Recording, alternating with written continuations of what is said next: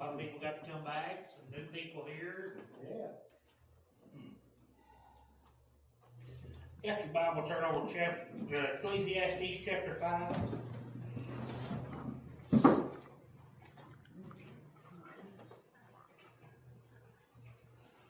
We'll start at verse 4. When thou vowest a vow unto God, defer not to pay it, for he hath no pleasure in fools. Pay that which thou hast vowed. Better is it that thou shouldest not vow than that thou shouldest vow and not pay. Suffer not thy mouth to cause thy flesh to sin, neither say thou before the angel that it was an error. Wherefore should God be angry at thy voice and destroy the work of thine hands? I'm sure we've all been in a situation where we hear, Lord, if you'll just let this happen, I'll basically try to make a deal. Everybody tries to make a deal with God. If I can get this, I'll do this. If you'll just let me get this going, Lord, and make everything all right, I'll be in church every Sunday, and I'll, start doing your works and doing your ways. And he kind of warns against that. If you tell God that you're going to do something, you better do it, or whatever you got to. He's probably going to take it away from you.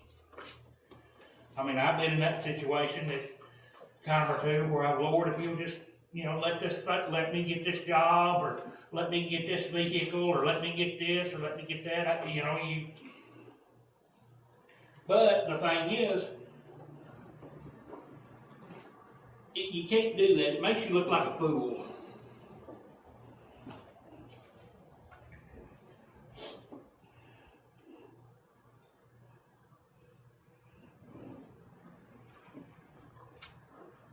Hold on just a second.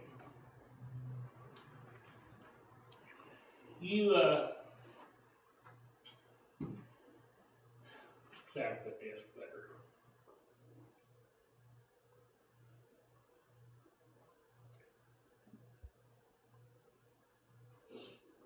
You can't go back on your word with anybody. It's a good honest thing.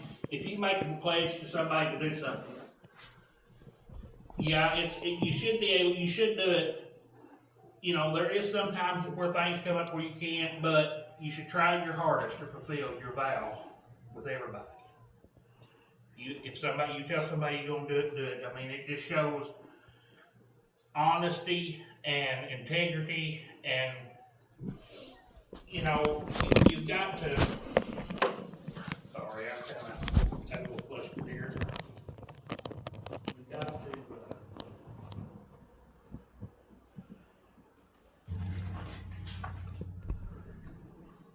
Trying to think of a better word to put this here. I've got about 5 words here. I'm trying to figure out which one's the best, but you just got to get your priorities in line with what you need, I guess you might say. If you're going to go and you're going to tell somebody and tell God that you're going to do something, just follow through with it.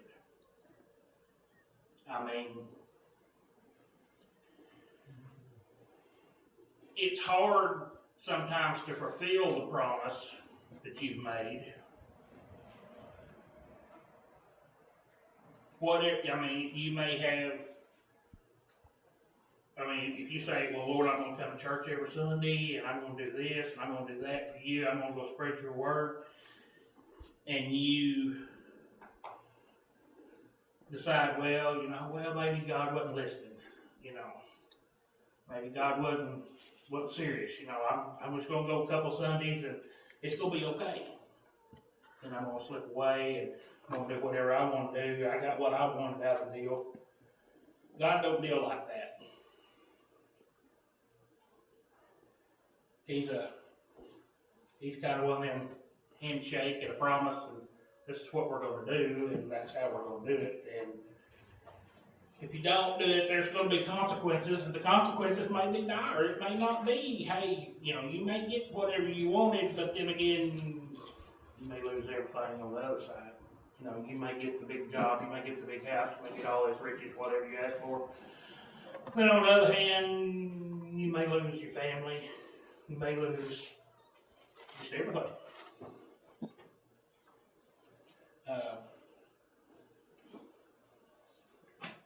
You have,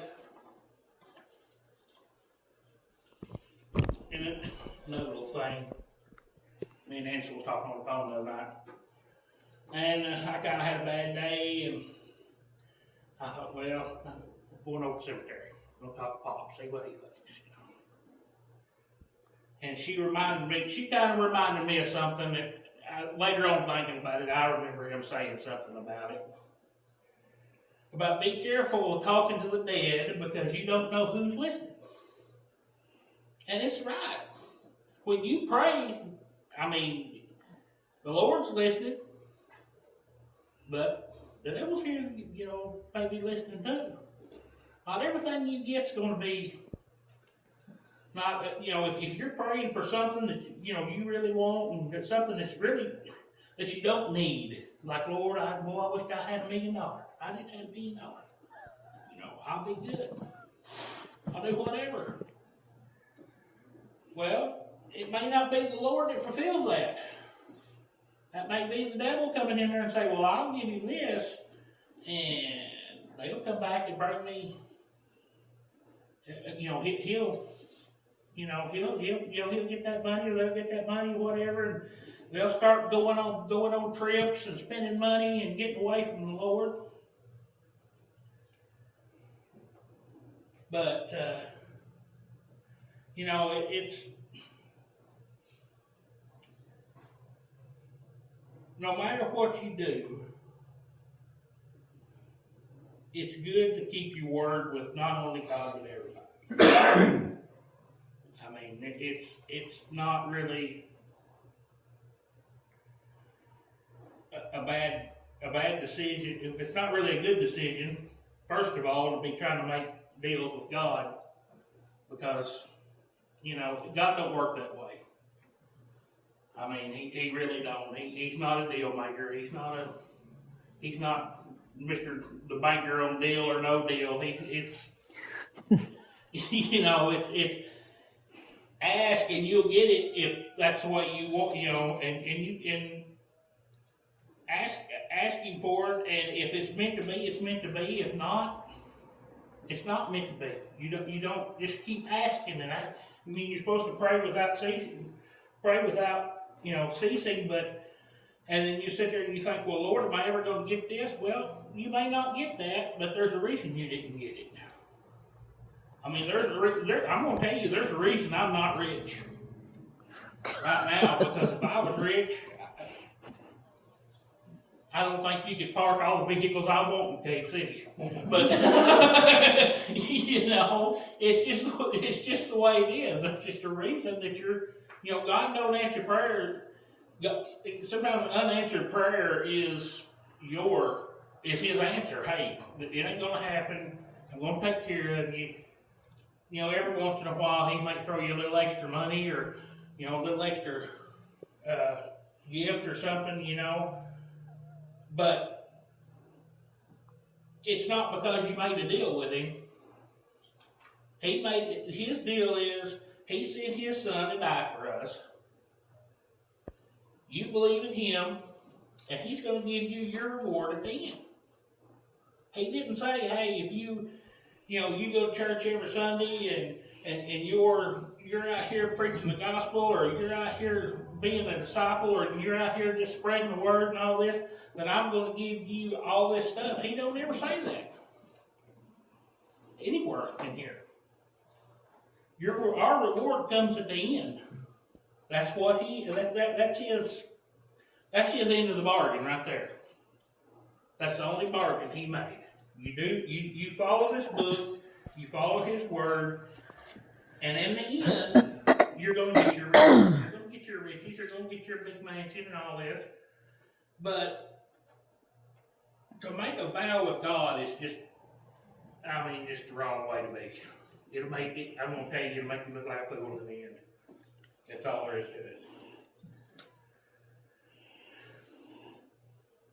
And to be honest, I'd rather be poor and have some kind of sense than be rich and stupid. But I mean, that's just the way it is.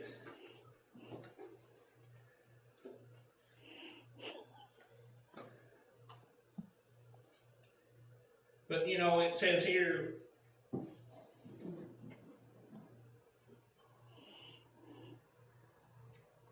he has no pleasure in fools.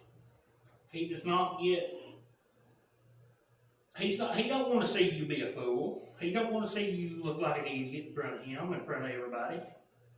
You're supposed to be out there doing his work, and you're supposed to be out there. People supposed to trust in you as a Christian to be able to give him his word, to give their word, your word, and to be able to follow it, and to be able to count on it.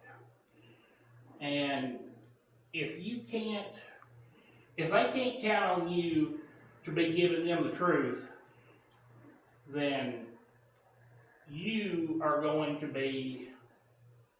They're not going to. They're going to think, well, this book it's just all a fairy tale. I don't know how many deals I've read online here lately. I said I wasn't going to get online. My wife, she told me, she said, don't be telling no online stories. But I was reading online. Can't get him off of online. A lot of people have been putting on this deal about that the Bible is just a big fairy tale. You know, and you go down through there and you read all these comments on this guy's post, you know, about all the things they say, you know, never happened and all this, and you know, there's no way that God built the world in 6 days. Well, our 6 days wasn't his 6 days, I don't figure.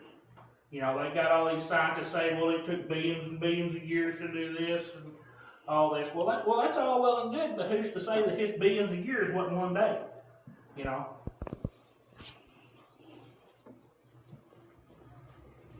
I mean, he's made vows all the way to, he made a deal with Adam and Eve, and he told them, look, y'all have this whole world perfect right here. You know, Garden of Eden, perfect. Don't have to do nothing, just hang out, have fun, and, you know, paraphrasing a little bit there, but hang out, have fun, have a good time, everything's provided for you. All you have to do is don't eat the fruit. Well, we all know where that happened, because we're not eating right now. You know? But, you know, vows with God have been broken all through the Bible. And it didn't turn out very well for every one of them.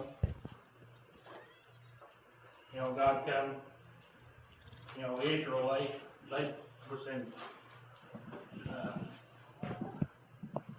they broke a lot of vows with God. Well, he would come down and he would punish them.